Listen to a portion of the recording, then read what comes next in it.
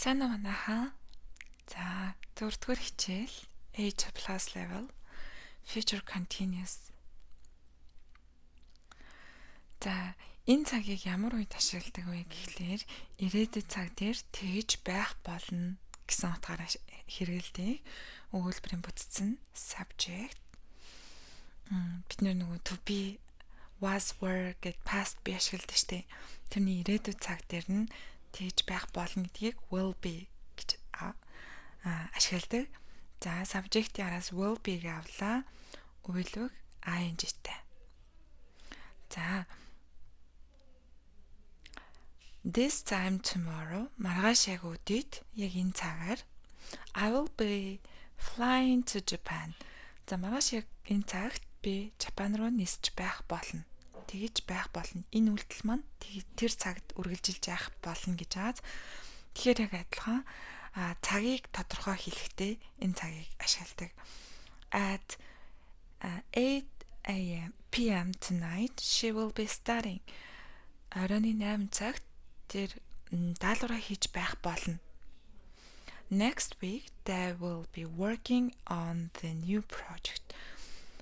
Дараагийн 7 хоногт бид нэр шинэ төсөл дээрээ ажиллаж байх болно. Бидний мэддэг нөгөө I'll be missing you гэдэг байдаг шүү дээ. I will be missing you. Бас future continuous агаад ирээдүйд цаг дээр тэгсээр байх болно, ингэсээр байх болно гэж хэлж байна. За. Time, action, цаг. I will be watching a movie tomorrow morning. Маргааш өглөө би кино үзэж байх болно. We will be driving to school at 6 p.m.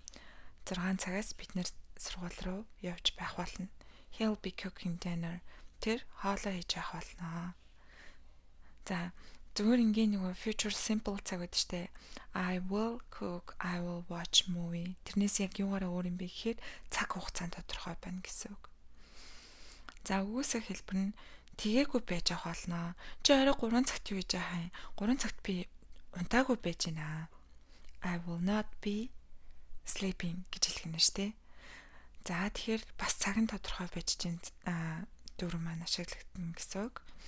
I won't be working at 10 a.m. tomorrow. Маргааш өглөө 10 цаг гэхэд би ажлаа хийгээгүй жахаалнаа. Би 1 цаг хүртэл чөлөөтэй гадуур ажиллаа амжуулаа явж байна. Тэгэхээр би чөлөөтэй шүү залгаарай гэдэг ч юм уу те. They won't be attending the meeting next week. Тэд нэр эх 7 хоногийн уулзалтанд оролцохгүй. She won't be studying for the exam tonight. She will be sleeping гэж болно те. Тэр орой шалгалтандаа зориулж хичээлээ хийгээгүй байж болно. She'll be sleeping or she'll be doing something else. We won't be traveling during the holidays. Бид нэр энэ амралтын өдрүүдээр аялахгүй байж болно. We won't travel during the holidays гэж хэлсэн ч болно. Гэхдээ энэ цаг хугацаанд тодорхой байгаа болохоор энэ цагийг ашигласан нь илүү зөв. Гэхдээ яг тэр цаг үед тэгж явах болно гэдгээс бусдаар л ер нь аль future simple эсвэл be going to ихэвчлэн ашигладаг. Энэ бол тийм ч хэрэглэгдээд бас нэг дүрэн биш ээ. We won't be playing football this weekend. Энэ амралтын өдрүүдэд бид нэр хөл бөмбөг тоглоагүй байж байгаа болно.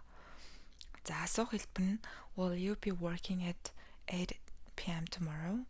Yes, I will. No, I won't. Yes, no question there. Will they be coming to the party next week? Yes, they will.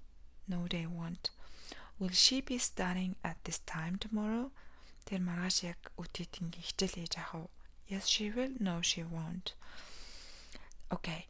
За, энэ yes, no question бараг нэг ашиглахгүй байж болохоор агааз яа тэгэл зүгээр future simple-ээр асууж болно.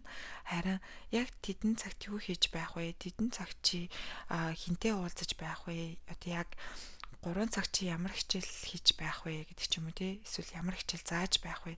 Яг иймэрхүү WH-тэй асуултууд нь future continuous цаг дээр арай илүү өндөр ашиглагддаг байж магадгүй. What will you be doing at 5 p.m. tomorrow? I'll be cooking dinner. Why? Where will they be traveling next summer? They'll be traveling to Italy. When will she be arriving at the airport? She'll be arriving at 7 p.m. Тийм ааз. Тэгж байх болно. Би орой яг 5 цаг гэхэд юу хийж явах вэ? Би хоолоо хийж явах хаа. Дараагийн 100 хаашаа аялж явах вэ? Бид нэр Итали руу аялж байх болно. Тэр хизээ ирж байх вэ? Тэр 7 цаг гэхэд ирж байх болно. За. Continuous утсан 3 цагаа ялгаад үзье. I am working on an important project. Би маш чухал төсөл дээр ажиллаж байгаа. I was working on an important project last week. Би түрүүчийн 7 хоногт завгүй байсан ч юм уу те.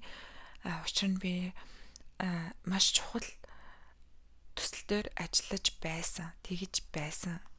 За ирээдүйд үргэлжлэх буюу future continuous tense нь I'll be working on an important project next month. Дараагийн сар би маш чухал төсөл дээр ажиллаж байгаа болно. So I'll be very busy гэдэг ч юм уу те. За ингэж continuous tense-уудыг ашиглаж болдог. За ирээдүйд цагуудыг харъя. My team will present our marketing plan next week. Future simple. My team will be presenting our marketing plan next week at noon. За яг хизээ тэрийгэ танилцуулж байх болно. Тэрийгэ тэгж байх болно гэж. I'll study for my exam. За би шалгалтандаа бэлтнэ. Хизээ чинь тийм өнөөдөр ч юм уу маргааш ч юм уу 7 хоногийн дараа ч юм уу ирээдүйд цагийг илэрхийлж байгаа бол I'll be studying for my exam tonight. За би өнөө орой яг хичээлээ хийж байх болно. So I'll be up. Call me гэдэг ч юм уу. Би тийм сэрүүн байх учраас над руу залгаарай. За бидний одоогоор үтцсэн байгаа 2 ирээдүйд цаг маань за ийм ялгаатай байгаа шүү. За what will you be doing tomorrow? Where will you be living in 2 years? Where will you be working as what? За эдгээр асуултуудад хариулаад үзээрэй. Комент бичиж болно.